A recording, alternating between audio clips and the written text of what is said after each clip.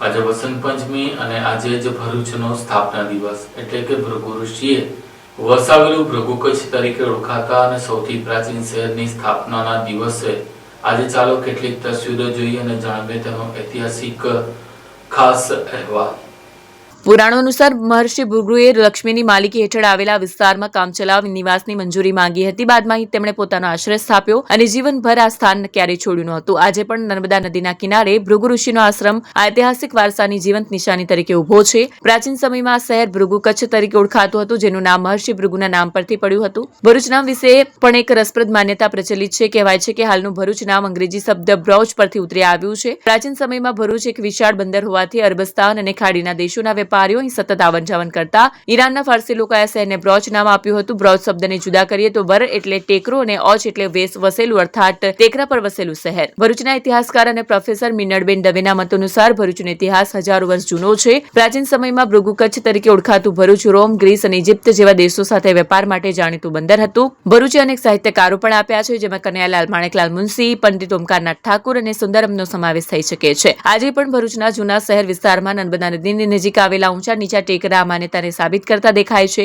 ભરૂચ શહેર પોતાના પૌરાણિક મૂળ વૈભવ ઇતિહાસ અને વૈશ્વિક વ્યાપારિક ઓળખ સાથે આજે પણ ગૌરવે ઊભું છે। ભરૂચના ભૃગુ ઋષિ મંદિરના ટ્રસ્ટી અશ્વિન હિંડિયાએ જણાવ્યું હતું કે ભૃગુ ઋષિ ત્રેતા યુગમાં તેમના શિષ્યો સાથે આ ભૃગુ કચ્છ શહેર વસાવ્યું હતું। તે ભાર્ગવ સમાજના ઈષ્ટદેવ પણ છે, જેથી ભાર્ગવ સમાજ દર વર્ષે વસંત પંચમી એટલે ભરૂચ સ્થાપના દિવસ નિમિત્તે શહેરમાં આવેલા ભૃગુ ઋષિ મંદિર ખાતે વિવિધ ધાર્મિક કાર્યક્રમનું આયોજન કરવામાં આવે છે। નર્મદા કિનારે વસેલું આ શહેર ખરેખર ગુજરાતનું ગૌરવ છે, જ્યાં પુરાણ ઇતિહાસ અને પરંપરાનો અદ્ભુત સંગમ જોવા મળે છે।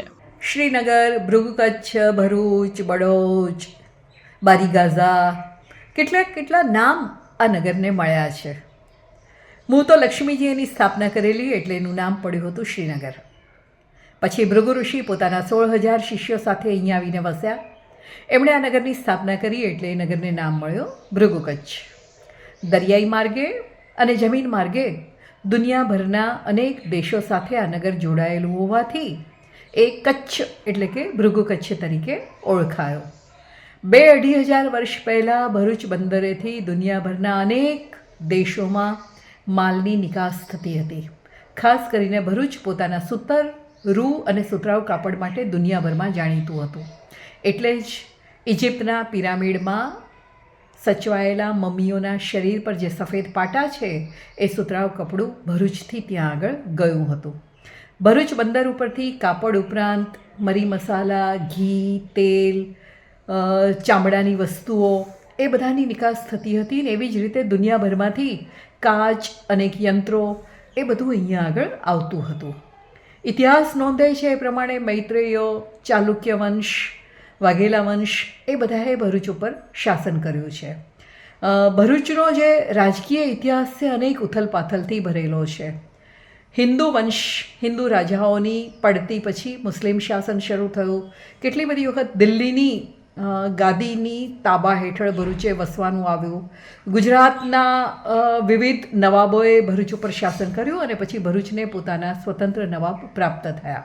પરંતુ અંગ્રેજોના આગમનની સાથે, મરાઠાઓના આક્રમણને કારણે, ડચ લોકોના આગમનને કારણે ભરૂચ ઉપરથી સ્વદેશી શાસન ધીમે ધીમે લુપ્ત થવા માંડ્યું। શિવાજીએ જ્યારે સુરત લૂંટ્યું હતું એ વખતે એમના પુત્ર સંભાજીએ ભરૂચ લૂંટ્યું હતું। એ વસ્તુ સાબિત કરે છે કે ભરૂચ આર્થિક રીતે એ વર્ષોમાં કેટલું બધું સમૃદ્ધ હશે।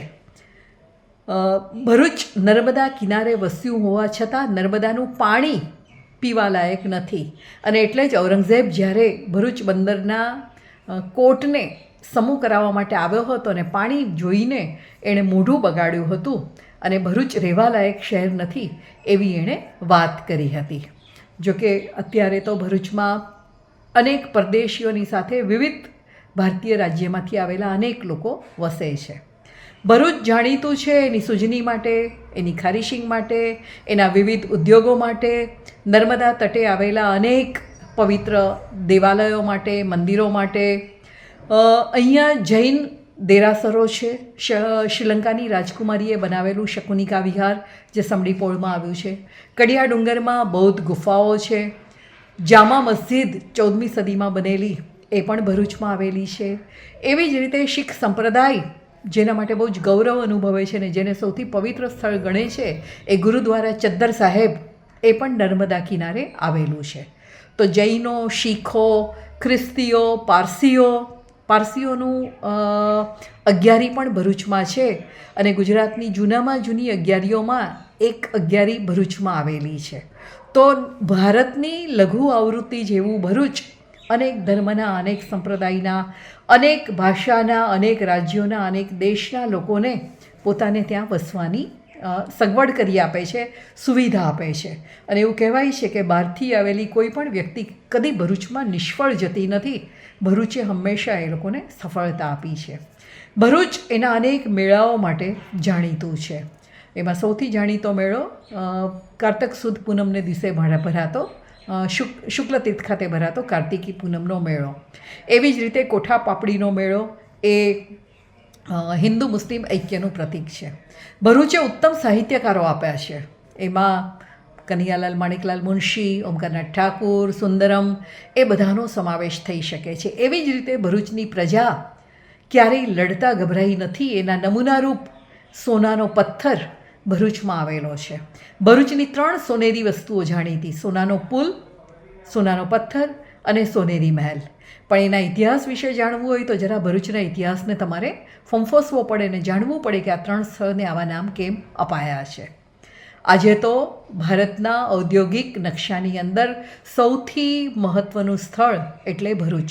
ભરૂચની વિવિધ શૈક્ષણિક સંસ્થાઓ, ભરૂચની વિવિધ સાંસ્કૃતિક સંસ્થાઓ એ બધાએ પણ ભરૂચને સમૃદ્ધ રાખવામાં બહુ જ મોટો ફાળો આપ્યો છે.